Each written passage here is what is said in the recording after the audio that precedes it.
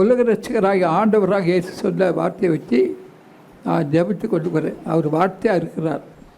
இந்த பசுத்த வேதாம் ஆதி அவர் வெளிப்பட்டு எல்லாம் ஒவ்வொரு வருஷம் ஒரு வார்த்தை, அவர் வார்த்தையாக தான் இருக்கிறார். மத்திய 15:35 சொல்கிறது, அவர் வாயினால் சொன்ன வார்த்தை. என் வாயை உமைகளால் திறப்பேன், உலக தோற்றம் முதல் வரை போல வெளிப்படுத்துவேன் என்று தீர்க்கதரிசிக்கு உரைக்கப்பட்ட நிறைவேற நடந்தது. மத்திய 15:35 என் வாயை உங்களால் திறப்பேன். யார் சொன்னது? இயேசு சொன்னது. என் வாயை உங்களால் திறப்பேன், உலக தோற்றம் முதல் மறைப்பொருளாக வெளிப்படுத்துவேன் என்று தீர்க்கதரிசி உரைக்கப்பட்டு. எப்பவுமே தீர்க்கதரிசி தான் தேவன் வாயாக இருக்கிறார். யாருக்கு அவர் வாயின்னு பேர் சொல்லலை. 4-5 வருஷம் இருக்குது. அவர் தீர்க்கதரிசி வாயாக இருக்கிறார். தேசு நீங்கள் எல்லாம் பிதாவியானார், ஆனால் தீர்க்கதரிசி அவர் வாயாக இருக்கிறார். இந்த வருஷத்தில் 2026 ஜனவரி 1 என்ன பேச போகிறார் கேளுங்க. உலகம் முழு என்ன நடக்க போகுது பேசுவார். அதுதான் நான் சொன்னேன், ரெக்கார்ட் பண்ணக்கூடாதுன்னு சொன்னது. ஏன்னா தீர்க்கதரிசி வாயிருக்கார். வேடு முழுவதும் நடக்க பேசுவார். உங்களை ஓடி பேசுவார்.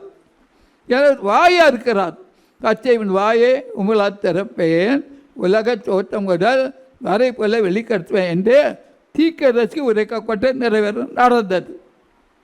இந்த வசந்த உலகத்தை கொண்டு பேசுகிறார்.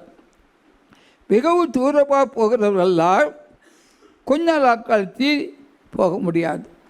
மிகமாக தூரமாய் போகிறவர்கள் கொஞ்ச நாள் கழித்து தூரமாய் போக முடியாது. அப்படிப்பட்ட சூழ்நிலை உலகத்தில் வருகிறது என்று கர்த்தர் சொல்கிறார். சென்னைக்கு ஒரு பெரிய துக்கம் வரும். சென்னைக்கு பெரிய துக்கம் வரும். அதை நீங்கள் பார்ப்பீர்கள் என்று கற்றுக்கிறார். இப்போ அது அரசாங்கம் எல்லாம் சில மாற்றங்கள் வரும், பார்ப்பீங்க. அது கொஞ்ச நாள் பார்த்துக்கிடுங்க. வேலைக்கு போகிறவர்களெல்லாம் எந்த வேலைக்கு போனாலும் கொஞ்ச நாள் வேலைக்கு போக முடியாது. எந்த வேலை செய்தாலும் சரி கொஞ்ச நாள் எந்த வேலைக்கு போக முடியாது. அப்படிப்பட்ட சூழ்நிலை உலகத்தை வரும் என்று கர்த்தர் சொல்லுகிறார். ஆட்சிகளை கொடுத்து எல்லாம் பொறுத்து பார்த்துக்கிறீங்க. மழை பெய்ய போகுது. எத்தனை நாள் மழை பெய்ய தெரியுமா? 7 நாளுக்கு மேல் மழை பெய்யுது. சென்னையில் எங்குமே சண்டியாக தான் இருக்கும். குடிக்கிற தண்ணி குடிக்க முடியாது, குளிக்கிற தண்ணி குளிக்க முடியாது. அப்படிப்பட்ட மழை பெய்ய போது சென்னைக்கு அது சென்னை கடலுக்கும் வித்தியாசம் இல்லாத அளவு தண்ணி இருக்கும். இதை ஆண்டு காட்டுகிறார். அது எல்லா இடத்திலே இருந்து அழைப்பு வருது. ஆனால் ஊழியத்துக்கு போகிறோம், எல்லாம் செய்கிறது தெரியல. 1 கோடி மக்கள் ரசிக்கப்படுவார்கள். 1 கோடி மக்கள் ரசிக்கப்படுது. கர்த்தருடைய வார்த்தை இருக்குது. இது தங்கசாமி சொல்ல நினைக்காதீங்க, தப்பாக நினைக்காதீங்க. கர்த்தருடைய வார்த்தை இருக்குது.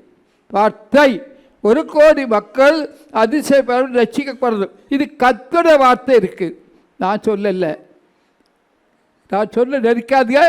இது தேவன் சொல்கிறார். வார்த்தை இருக்குது. இந்த வார்த்தையை உறுதிப்படுத்துவார், நிறைவேற்றுவார். நிறைவேற்றி விட்டார். ஒரு கூடாரத்துக்குள்ளே வந்திருக்கிறவர்களே, சகல சகோதரி, சென்னையில் என்ன நடக்க போகுது தெரியுமா? தெரியாது. கொஞ்ச நாள் பொறுத்து பார்த்துக்கிட்டேன். இந்தியாவில் நடக்கிறது பாருங்க, பொறுத்து பார்த்துக்கிடுங்க. பூங்காவனம் சென்னை கடற்கரையில் இருக்க தெரியுமா? கொஞ்ச நாள் பார்த்துக்கிடுங்க. எல்லாம் பார்த்துக்கிடுங்க. கடலுக்கு அடியிலிருந்து ஒன்று வெடிக்கும். அதை பார்த்துக்கிடுங்க. எல்லோருக்கும் இயேசு கிறிஸ்து ஒரு அற்புதம் செய்திருக்கிறார். ஒரு மணல் சென்னை கடற்கரை பார்த்தீங்களா, எல்லாம் கலர் மாறிடும். இப்போ இருக்க கலரில் வேறு கலரு. இதெல்லாம் பார்ப்பீங்க. எல்லோரும் பேசுறீங்க செல்ஃபோனில்.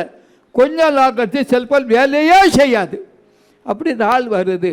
ஒரு நாட்டிலேருந்து ஒரு நாட்டுக்கு வேலைக்கு போயிருக்காங்க பார்த்தீங்களா, ஒருவர் கூட அடுத்த கண்ட்ரியில் இருக்க மாட்டாங்க. எல்லாம் வெளியே வந்துடுவாங்க கொஞ்ச நாட்கள். இதெல்லாம் பார்ப்பீங்க. தேவனுடைய வார்த்தை தான். இதை நிறைவேறிட்டு கர்த்தர் இந்த வார்த்தையை சொன்னார், அதை நிறைவேற்றி விட்டார் என்பதை அறியாமல் இருக்க வேண்டாம். கர்த்தரே உங்களை ஆசைப்பார். ஆமென்.